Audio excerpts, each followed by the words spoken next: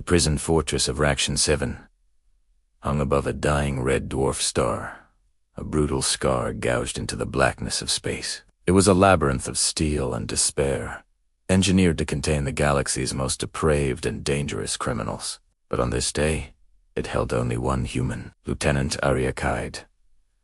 Born on a Deathworld, forged in battle, and as calm as a loaded gun. She sat in the center of a frigid interrogation chamber, her hands bound behind her back with heavy chains. 10 alien guards, armed to the teeth, circled her like a pack of hungry wolves, their clicks and hisses echoing off the cold metal walls. The heavy doors groaned open, scraping against the floor. A hulking figure stooped to enter, Commander Drakk, an 8-foot titan clad in obsidian armor, his 4 eyes burning with crimson malevolence. When he spoke, his voice was a low, vibrating growl that felt like grinding metal. "Human," he snarled, the word dripping with contempt.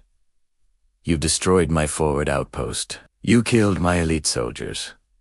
You boarded my warship alone. Give me one single reason why I shouldn't tear your spine from your body right now." Arya looked up at him, her expression unbothered, almost bored. She regarded him not as a threat, but as a complicated math problem she couldn't be bothered to solve. A faint smirk played on her lips. "A reason," she said, her voice a low, steady counterpoint to his rage. "You're not going to like it." Drakk took a menacing step closer, the air crackling with his fury. Razor-sharp claws slid from his gauntlets with an audible hiss. "You Deathworlders," he growled, leaning over her. "You all put on this show of fearlessness. But I know the truth. Deep inside, you're fragile, breakable." Arya let out a soft laugh. It wasn't a loud, defiant roar, but a quiet, chilling sound that seemed to absorb all the light in the room. "Fragile," she repeated, the amusement in her voice genuine. "Commander, my homeworld tries to kill its inhabitants before breakfast. Just for sport. Gravity that can crush ships, weather that can strip flesh from bone, and wildlife that considers armored vehicles a light snack. You scare me." The guards hissed in unison, their bodies tensing. Drakk was now inches from her face, his hot, foul breath washing over her. "I could end you with a thought," he whispered, his 4 eyes boring into hers. "Your insignificant life snuffed out in an instant." Arya tilted her head, a thoughtful, almost curious expression on her face.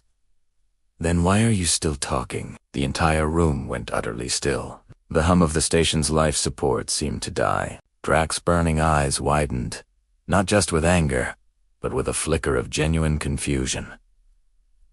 What did you just say?" Arya leaned forward slightly, her voice dropping to a deliberate, measured whisper. "I said," she repeated, each word landing like a hammer blow, "you should have run."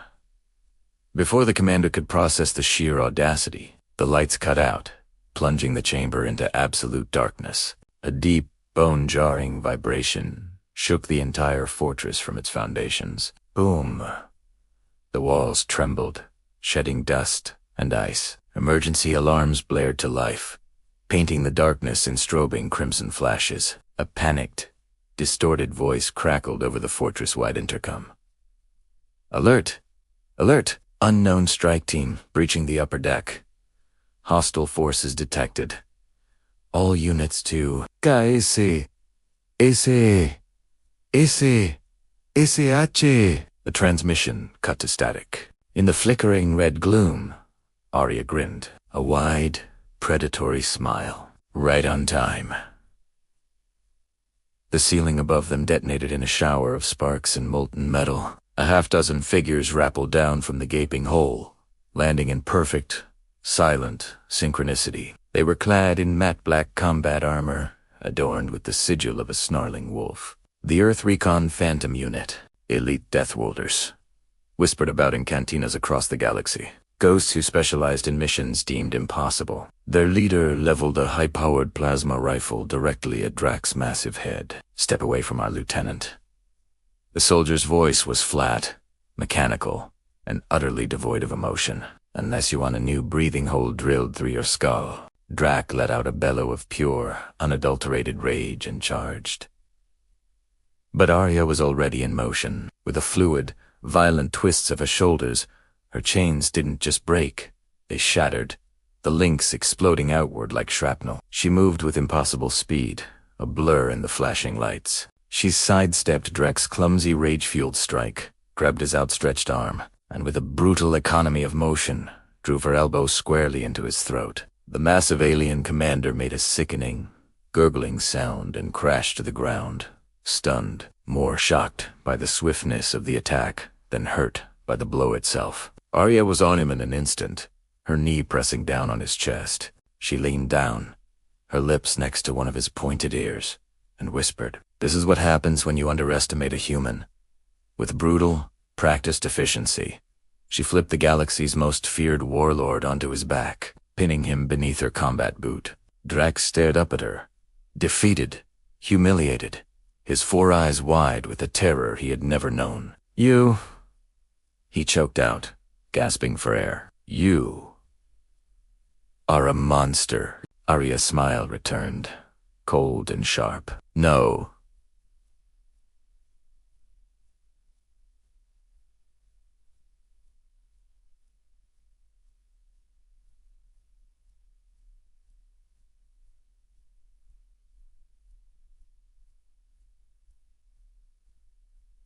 No.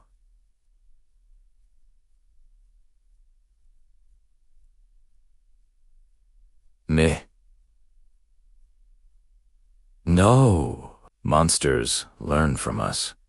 Her team formed a protective circle around her as more explosions rocked the prison from deep within its core.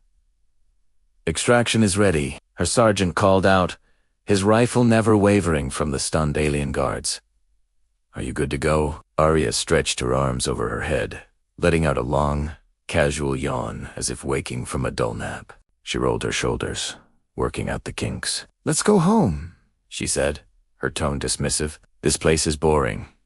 As the Phantom unit ascended their ropes, disappearing back into the chaos they had unleashed, the remaining alien guards stood frozen, watching them go. They were paralyzed not by fear of the soldiers, but by a dawning, terrifying realization. A truth that would now spread like wildfire across the galaxy. Deathworlders didn't just survive danger. They walked right into its heart. They looked it dead in the eye, and they dared it to try harder. Thanks for watching, everyone. If you enjoyed this story, make sure to hit that like button, subscribe, and ring the bell so you won't miss our next dive into the wild universe of science fiction. See you next time.